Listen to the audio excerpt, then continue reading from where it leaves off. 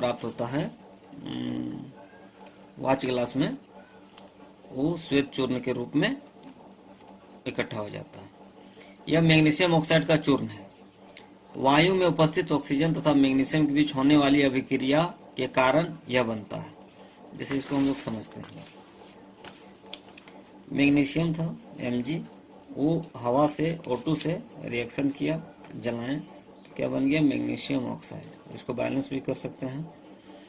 Oxygen 2, यहाँ oxygen 2 है तो यहाँ 2 करेंगे, क्योंकि 2 जो है सब में आ जाएगा, मैग्नीशियम में भी और ऑक्सीजन में भी। ठीक है, अब यहाँ मैग्नीशियम भी 2 हो गया तो यहाँ 2 कर देंगे तो ये बैलेंस हो गया। ठीक है, तो magnesium oxide, magnesium oxide, magnesium oxide में प्राप्त हो गया। जो एक्टिविटीज में ये एक्टिविटीज हम लोग किए थे, और ये जो राख के रूप में वाच ग्लास में इकट्ठा हुआ है।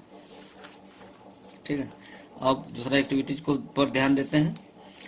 क्रियाकलाप 1.2, ये क्या है, एक परख नली में लेड सीसा नाइट्रेट का घोल लीजिए, इसमें पोटासियम आयोडेट का घोल मिला दीजिए। आपने क्या परीक्षण किया। ठीक है, एक और एक्टिविटीज है जो कि आप एक टेस्ट ट्यूब लीजिएगा, टेस्ट ट्यूब इस तरह का होगा।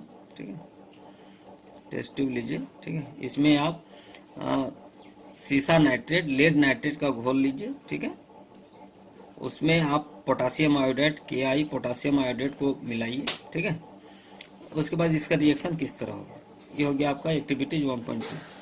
अब नेक्स्ट एक्टिविटीज पर आइए, क्रियाकलाप 1.3। ठीक है, एक शंक्वाकार फ्लास्क या परख नली में कुछ दानेदार जिंक लीजिए। यहाँ देखिए, ये शंक्वाकार फ्लास्क है। ठीक है, इसको कोनिकल फ्लास्क कहेंगे।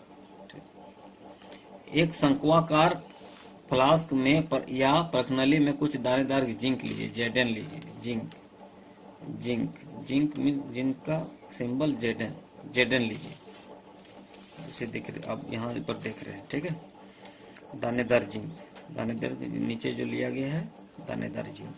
ठीक है, इसमें तनु हाइड्रोक्लोरिक अम्ल या सल्फ्यूरिक अम्ल मिला दीजिए। चित्र 1.2, सावधानी, अम्ल का इस्तेमाल सावधानी से कीजिए, क्योंकि आप इसमें एसिड मिला रहे हैं, एसिड इसमें मिला रहे हैं। तो कौन कौन एसिड मिलाना है आपको, या तो HCl मिलाइए, इसको हाइड्रोक्लोरिक एसिड बोलते हैं, या फिर H2SO4, H2SO4 इसको बोलते हैं सल्फ्यूरिक एसिड। ये दोनों में से एक कोई आप उसमें मिलाइए। ठीक है, पहले आप जेडन लिए थे, इसमें दोनों में से कोई एक मिलाइए। ठीक है, और ये क्या रहेगा ना, ये तनु रहेगा। तनु, तनु, तनु, तनु, तनु, तनु मीन्स होता है जिसमें कुछ मात्रा पानी की रहती है। ठीक है, अब उसको मिलाइए। तो आप मिलाने के लिए आप क्या करें, मिलाने के बाद क्या रिएक्शन होगा, जेडन था कोनिकल फ्लास्क में, जेडन था। ठीक है, अब इसमें आप क्या मिलाएं, H2SO4, H2SO4। तो रिएक्शन क्या हुआ, इस सल्फेट ग्रुप यहाँ से जाएगा इसमें और हाइड्रोजन गैस रिलीज होगा। तो ZnSO4 plus H2, hydrogen gas ऊपर निकल गया। ठीक है, जिंक सल्फेट बना, जिंक और इस सल्फेट, जिंक सल्फेट बन गया और हाइड्रोजन गैस निकल गया। आप इस जो प्रैक्टिकल है, इस प्रैक्टिकल में आप यही देखेंगे। देखिए, एक शंक्वाकार फ्लास्क या परख नली में कुछ दानेदार जिंक लीजिए, इसमें तनु हाइड्रोक्लोरिक अम्ल या सल्फ्यूरिक अम्ल मिला दीजिए, जैसा कि चित्र 1.2 में दिखाया गया है। चित्र 1.2 में, ठीक है, चित्र 1.2 में देखिए, चित्र 1.2 में सावधानी है, अम्ल का इस्तेमाल सावधानी से कीजिए। क्या जस्ते के दानों के आसपास कुछ दिखाई दे रहा है, जहां पर आप जस्ता लिए थे, जिंक लिए थे, वहां पर आप कुछ दिखाई दे रहा है। शंक्वाकार फ्लास्क या परख नली को स्पर्श कीजिए, आप उसको छू के देखिए। जेडन में आप H2SO4 मिलाए हैं, तो उसको उसके बाद क्या रिएक्शन हुआ, आप उसको फ्लास्क को छू के भी देख सकते हैं।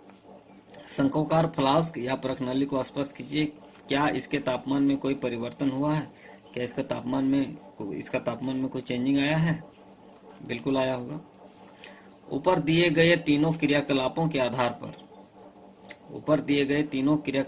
आधार पर हम कह सकते हैं कि निम्न किसी भी परीक्षण की सहायता से हम निर्धारित कर सकते हैं कि एक रासायनिक अभिक्रिया हुई। आप जो तीनों एक्टिविटीज देखें, आप एक्टिविटीज 1.1 मैग्नीशियम